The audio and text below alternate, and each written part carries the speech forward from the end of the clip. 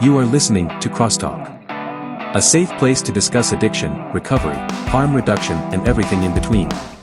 Support for this podcast comes from the Kentucky Opioid Response Effort and Advocates of Recovery. Content and production by the team at Turning Point Recovery Community Center. Now, buckle up and get ready for the show. Welcome everyone to CrossTalk Recovery, the recovery podcast that supports all forms of recovery. I'm Matt Lewis, and I'm here with Casey Teasley, a person in long-term recovery. Amanda Wiersma. Ashley Yates. Welcome, ladies.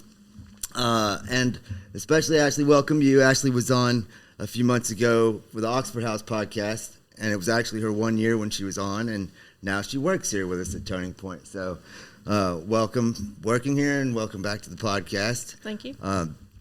Today, I asked Casey to be on because I realized we don't, other than the women that work here, we haven't had a lot of women on the podcast representing recovery. And Casey, when I was at Centerpoint, Casey was the first woman I heard give her lead, and she had such a great story. And since I've graduated and stayed working in recovery and involved, I always hear good things about what she's been doing and her success. She's worked at a lot of different treatment centers. She's gone to school. I see you at the gym all the time, improving yourself, which I'm big on. So I just wanted to have you on to kind of share a little bit of your story, your experience, strength, and hope. And I know you got a couple of sober living houses now, so you're doing big things. I feel like you are setting a good example. So I just wanted to have you on, man, and tell us a little bit about your story. All right. Well, thank you, Matt. I'm grateful to be here. This is the first time that I've ever done a podcast. So I do a lot of giving back in the community. I've been sober a little under 8 years. It'll be 8 years, September the 13th. Congratulations. So, yeah. I mean, That's how awesome. cool is that? You know, the short version of my stories, like I got sober in jail. I had, pending charges in 2 counties, and they gave me a chance to go to rehab, and it was a cross-based rehab, and I just could not be obedient enough for it. And they discharged me, and I ended up with a 15-year prison sentence. And so that's how I got sober. I spent 2.5 years in county jail, and before being released, for a whole year there, I couldn't go to church. I couldn't do any kind of 12-step meetings. Couldn't do anything to change the way I thought or, any behaviors or anything like that. I had all the self-help. Stayed sober the whole time you're in there? Yes. And that's sometimes hard to do, especially without things like that, the meetings and stuff like that to help you. Yes. We had, there was one point where a lot of stuff come into the Fulton County Jail, and it was quite an uncomfortable 3 days that there was like 23 out of the 26 that stayed up. And so I was working there. Were you? Yeah, I was working there at that time. Okay, so that was a whole ordeal. Yeah, it was. Finally on like day 3, and of course it was a lot of like Eastern Kentucky girls, and so they're used to doing opiates, and so they are in a whole nother world. And like on day 3, I'm like, you're going to go to sleep one way or the other. Like, I'm done. I was an inmate there as well at that time. I was just in a different cell. Were you? And I remember that. Yeah. That's Oh, crazy it was how this has horrible. worked out. Yeah. It was horrible. Like they stayed up all the time, and I was like, I've never in my life, there was just something about it. I knew that when I woke up on September the 13th of 2015, I was in the Graves County Jail, and I was like, I never have to drink or drug again. Like, I knew that I had some significant charges, and I knew, like, 5 days later, I had a whole nother set of charges coming. I had an indictment coming. And so I knew that I was going to be physically removed from the substance. And for me, that's what it takes. I don't ever go into a meeting and pick up your white chip and say, I'm going to surrender anything. Surrender for me only comes through, like, handcuffs and blue lights. So, I'm truly grateful for that experience. I'm truly grateful for every day that I spent because it's built me to who I am. I started building a foundation of recovery. Like I would get up early in the morning. I would fix coffee. I would read my devotions. Like I had the Daily Bread, the Word for Today, Jesus Calling, like whatever people could get in there to me. I read everything that I could because it was the only opportunity that I had to get better. I had a big book. I read the big book. I read the Bible, and I read that every day. And it's like 2,800 something days later, and that's how I still start my day. I still start my day with coffee. I still start my day with prayer, meditation, and gratitude. For a long time, the only thing I had to be grateful for was that I didn't ever have to drink or drug again, and that my mama knew where I was. My mama knew, she may not have liked where I was sleeping, but she knew where I was. She didn't have to worry about me dying. So, I finally got to SAP and started getting into a program, and then I was able to get a sponsor. Her name was Miss Pam. She goes, I've actually been able to run into some like sponsees and grand sponsees like through the program and stuff. But I asked Pam if she would be my sponsor, and she was like, nobody's ever asked me to do that before. And I was like, I knew that the freedom was going to come from working the 12 steps. Long-term recovery was going to come from the 12 steps, and I'd had experience with that before, so that's what I wanted to do. And Pam and I got together, and we worked up to step 7, and then the judge shock probated me upon completion of SAP, and he shot me out into drug court. So when I come home, I was 2.5 years sober. I was living with my parents at, 38 years old, something like that, living with my parents, my children, and in drug court, If it hadn't have been for drug court, if it hadn't have been for him ordering me into drug court, I probably would have never returned to Carlisle County. I would have went somewhere else. I had a horrible reputation with all the court systems, all the Commonwealth attorneys, all the police, all the probation and parole. And so God had his hand in that too, right? Because bringing me back here, like I've been able to repair like all of those relationships. Yeah.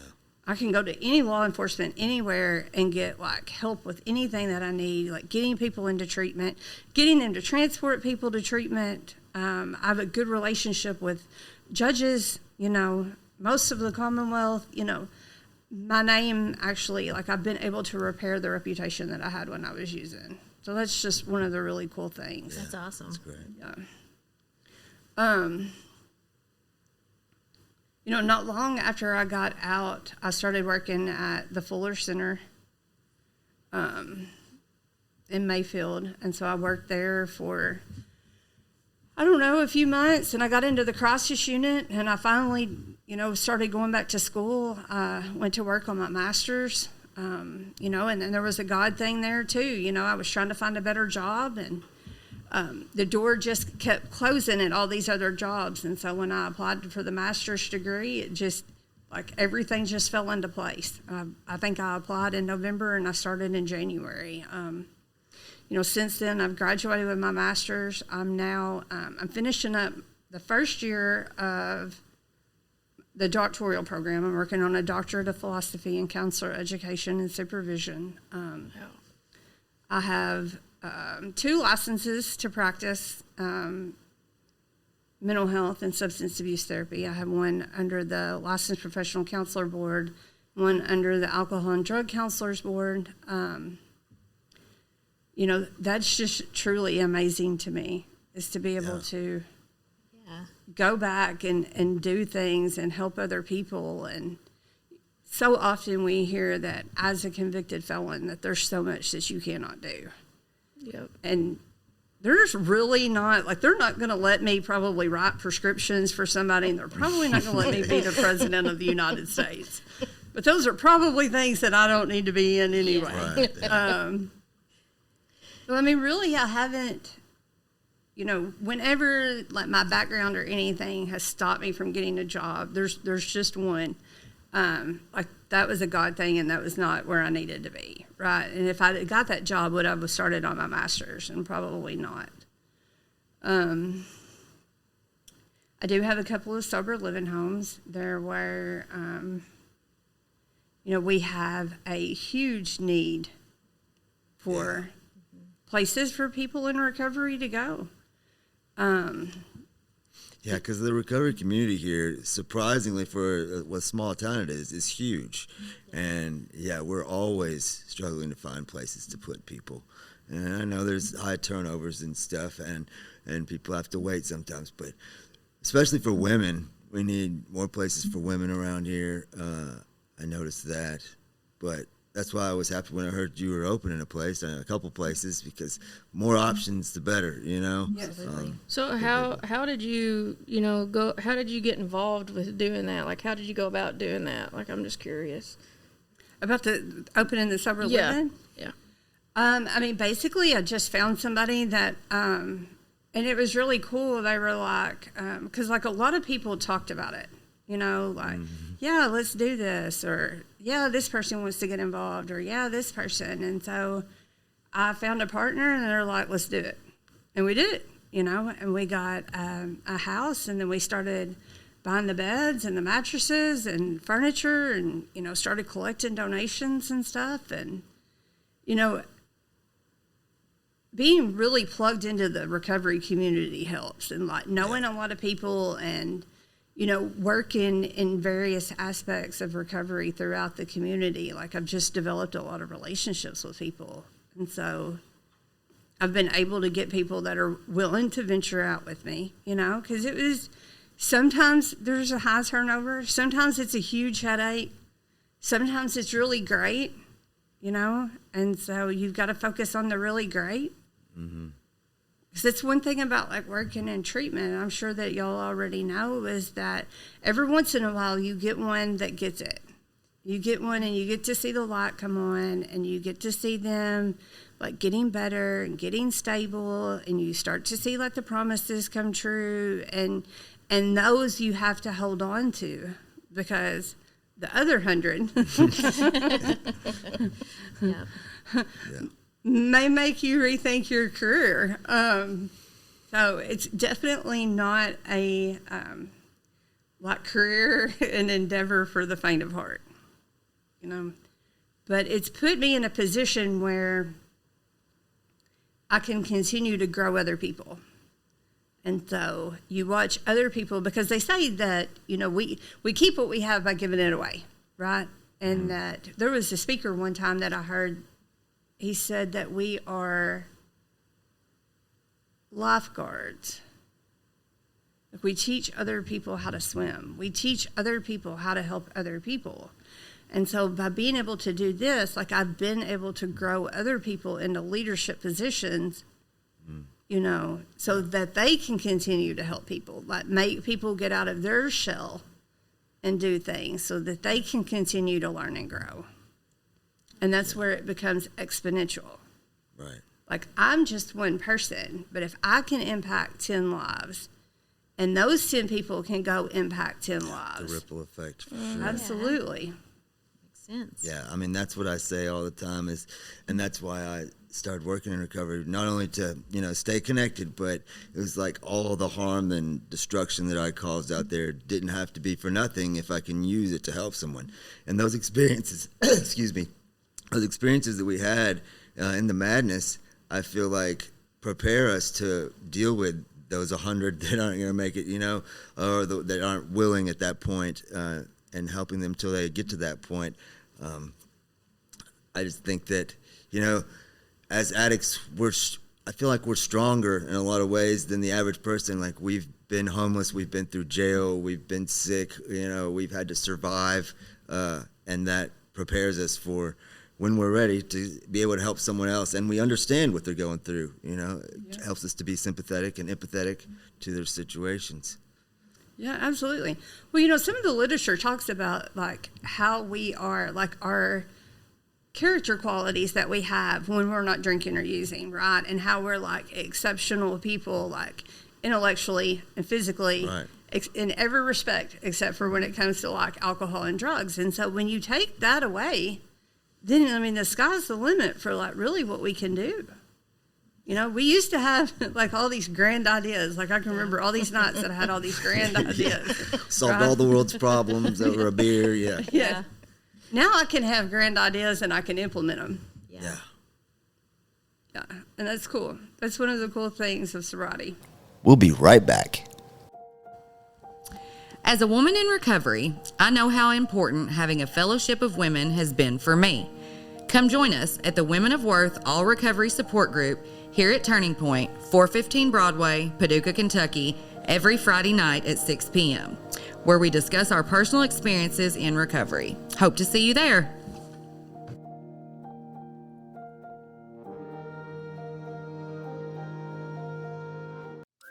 Hello, everybody. You want to know something? My biggest issue with meetings is despite their name, they are never about me. Here at Turning Point, all of our meetings are for you and about you.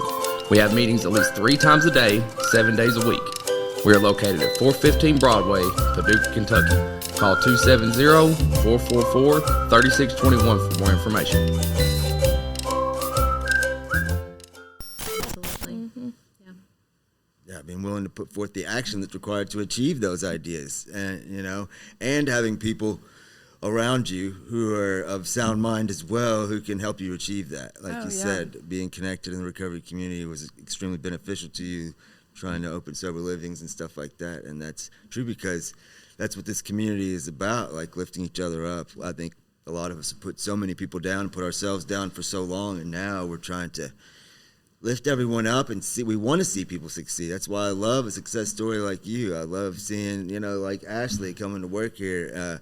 She was working at KTO before this and wanting to work in recovery. I love seeing people getting to do what they want to do and helping other people along the way. And absolutely, the ripple effect is such an awesome thing to think about because we have no idea. I mean, it will continue long after we're gone.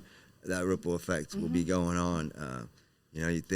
I always think my dad forced us to watch It's a Wonderful Life. I don't know if anyone's ever seen that old movie, but he wishes he wasn't born and sees what the world was like without him and all the lives that he affected. And, I think of that a lot now in recovery, like, what if I hadn't been here? What if I hadn't been here to help this person or that person? And who are they going to help? So, I try to look at it that way anyway. Yeah. Well, and I appreciate you sharing your story. I, too, got sober in jail, and I went through the SAP program, and, I don't hear much of people, with that background, and I'm going to school as well. So I'm just interested to know what it's like for you getting these degrees, or what was it like for you getting these degrees, being in recovery? What did you find most challenging?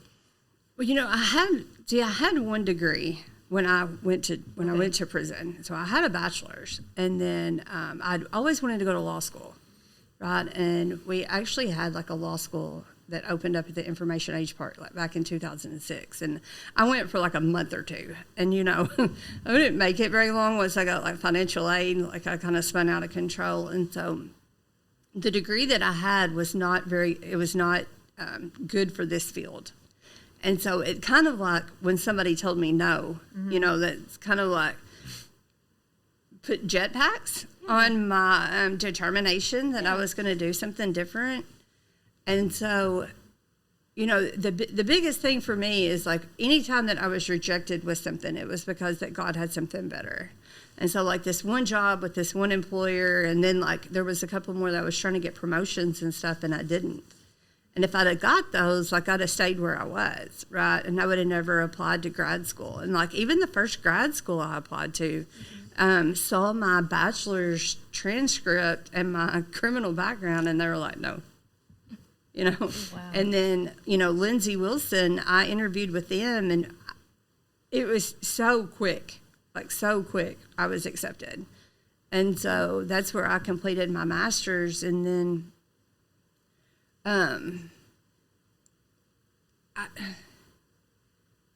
it's not ever really been just hard. Like, it's really about time management. I have lived my life by a calendar ever since I come out of prison. I had come out with 2 kids and a determination that I was going to be at every event that they had. Mm-hmm. Baseball, softball, golf, school, like whatever it was, I was going to be at that. Then I had all these drug court stuff. So I still pack around a paper calendar. I have a calendar in my phone. Amanda does I too. mean, it's so much. Because like JC now, my daughter is in softball, and she's got cheerleading. And then I have class one night a week. I've been hired I'm adjunct faculty at Summit Christian University. So I'm actually doing that now. That's kind of cool. Never wanted to be like a teacher on the horizon, but it's also another, like I heard one of my professors say that the exponential potential of, like, how many people can I impact if I'm counseling? Like, if I have 20 to 50 people on my caseload, I can impact those 20 to 50 people. But if I can impact 20 people in a classroom, and those 20 people go impact, exponential. And when she said it like that, I was like, now I have a reason to work on my doctorate, just besides I want to be doctor in 4 years. Yeah. When we had to remove ego out of it and find out if there was another reason, I'm not going to say, like, I still have a large ego and I absolutely want to be called doctor. Yeah. That would be cool. But, like the school, it's just time management. And it's like,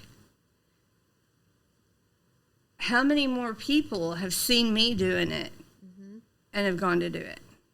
Yes. I could start naming people. There's a lot of people that have seen me do it. There's a lot of people that have seen me getting licenses and have started getting licenses.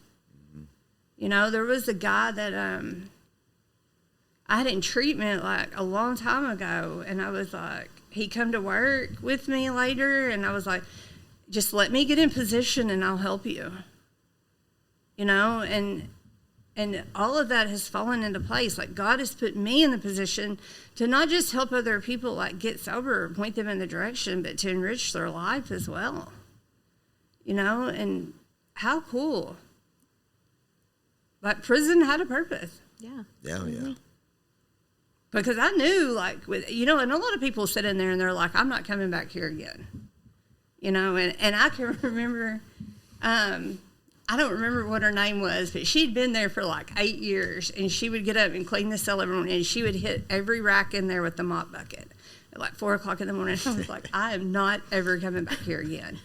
And I put the work in, to make sure that I never went back there again. I hustled my recovery just like I used to hustle on the street every day. More so now than I used to, because I have a lot more to lose. Yeah. But literally everything I have is tied up in sobriety. Everything. Like the sober houses. Like, I also have a private practice counseling, doing DOT SAP evaluations. I have that license as well. I work for another provider. I work for Kentucky Care. So everything that I have is tied up in sobriety. There's nothing more important than keeping me sober. And that's a good thing, when you have all that, then it makes it harder to lose stuff. That's why, what we do at Turning Point when we trying to help people get the housing grant or get in places, it's like, let them build back some of their life so that they start to not want to lose it again. Because the longer you have nothing, it's easier to, hit that button and say, screw it. But, as you start to get things back, if you can stay focused like you have and just keep adding to it and keep giving yourself more and more reasons why not to go backwards, I think is extremely helpful. Yeah. And I think that, like, the time that I was sober before, from like 2007 to 2010, like, I'd started to school, like, I'd started getting things back, and I really wasn't working as solid of a program. Like, I stopped being honest with my sponsor about some things. And, I got involved in this relationship, and I knew he was bad news, but we think that we're going to be unique or whatever, terminal uniqueness, and, like, I was going to be different, like Bob the Builder type stuff. And when that started going south, I wasn't honest about that. So, and I've used, like, every lesson that I could pull out of that past experience. And so, like, I'm not perfect. Like, we don't ever get rid of these character defects. Some days I don't drink or drug, and that day's a success. Some days I can do really big things. There's other days that I cuss people out on the way to work, because they're not driving right. But, one of the great things about that is there's another lady in the program, and she's been sober like so many years, so many years, and she'll text me every now and then, and she'll be like, people just are not driving right this morning. And, and that makes me feel good, because I know that it's just at my 8 years sober that if people aren't driving to suit me, and she's got like 40 plus years sober and people aren't driving to suit her, like I know that I'm not alone.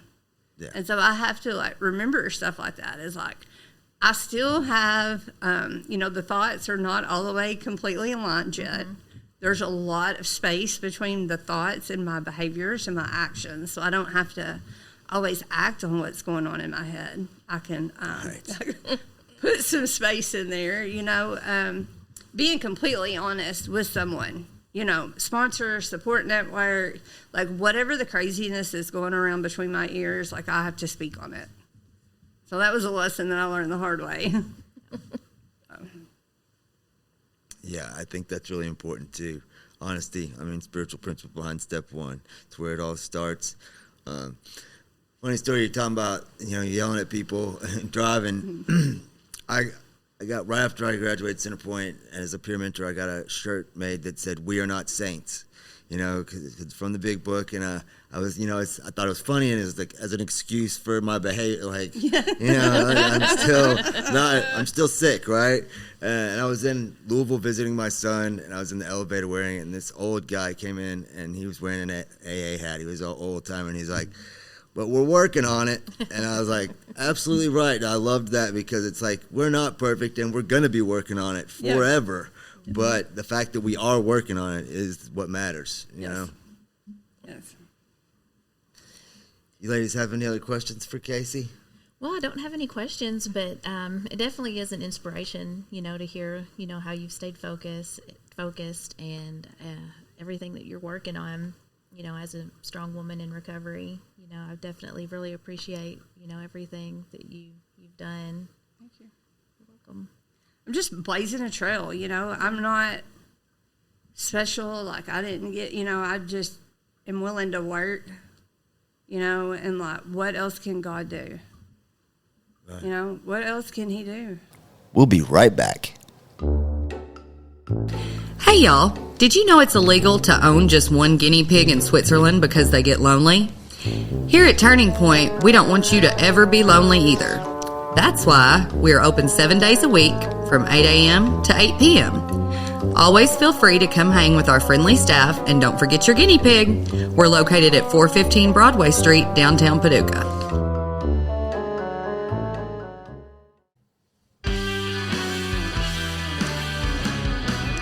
One thing I have always wondered is who put the alphabet in alphabetical order. At Turning Point, our goal is to help you put your life back in order.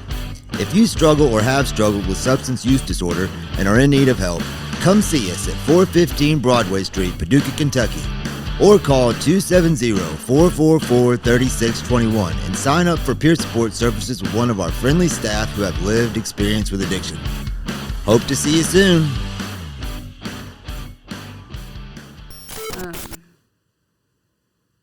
I can remember, like, when I was leaving prison, like, the mountains in front of me was, and I say this in my story a lot, like, my concern was, how was I going to get my license back? How was I going to get a car? Never was I going to go back to school. Was I going to get a couple more degrees? Was I going to get a couple of licenses? Like, I wouldn't have had no plans to be a counselor. I had plans to own a home. I had plans to have custody of my kids. I had plans to do any of that. But it's just, like, I do the work. God provides the rest. Yeah. It's great. Yeah. It's exactly how I feel. I came through, I didn't like setting goals at all, because every goal or plan I'd made had fallen through due to my choices and actions.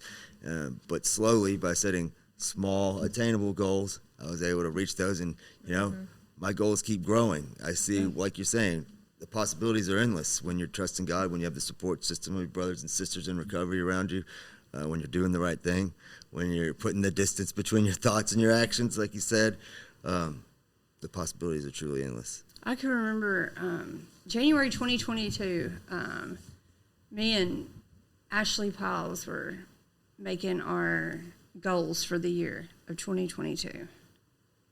And I think that I had achieved those or had those, and those were lofty goals, you know, passport, trip out of the country, you know, 2 licenses, the doctoral program, and remodeling my house.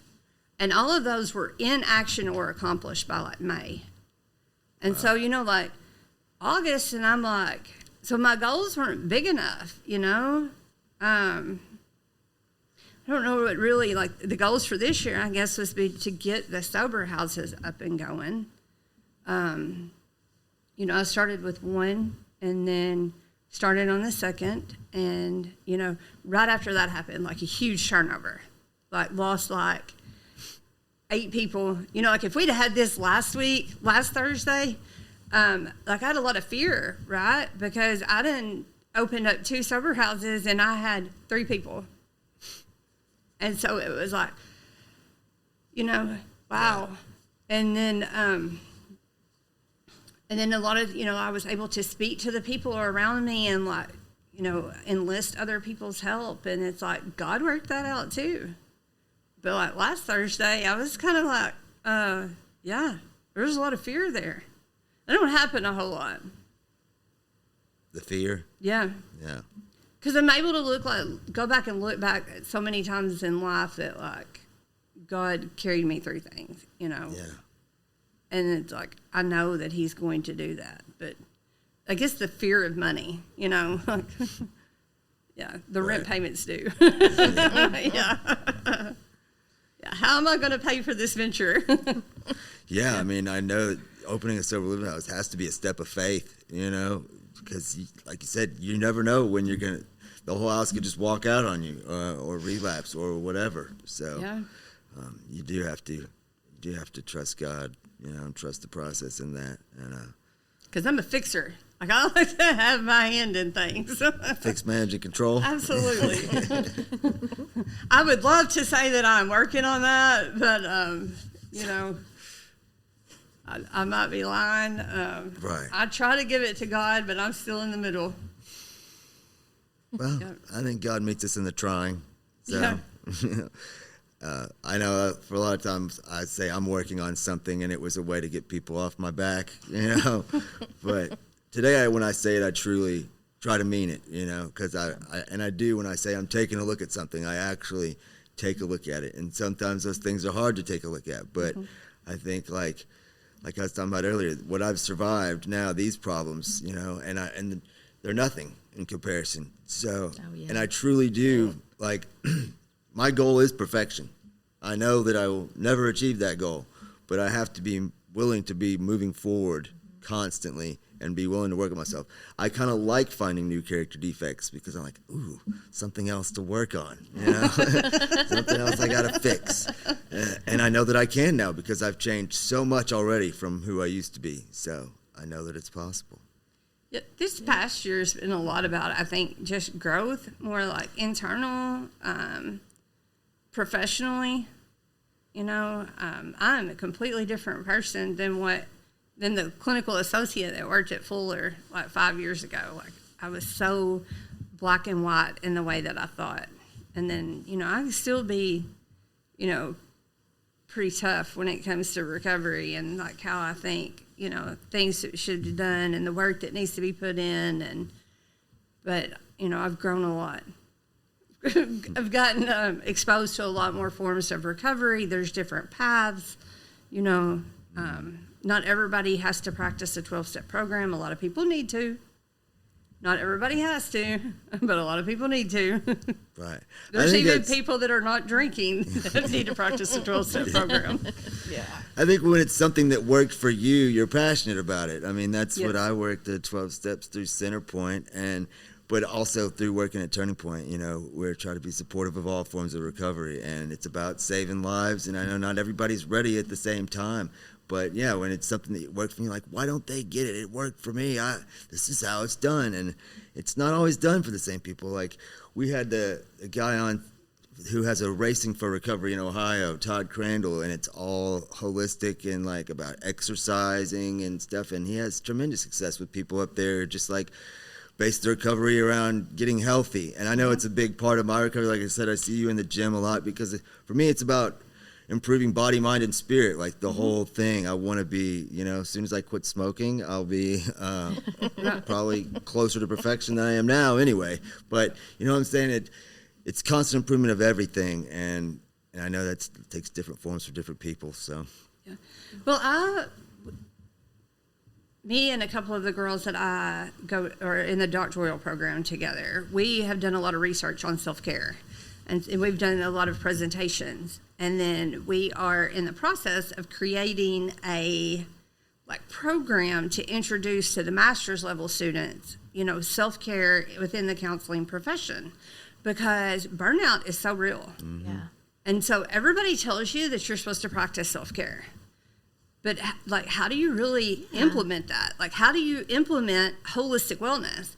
How do you take care of everything, physical, mental, spiritual, financial? How do you take care of all that? Where do you find time in your day?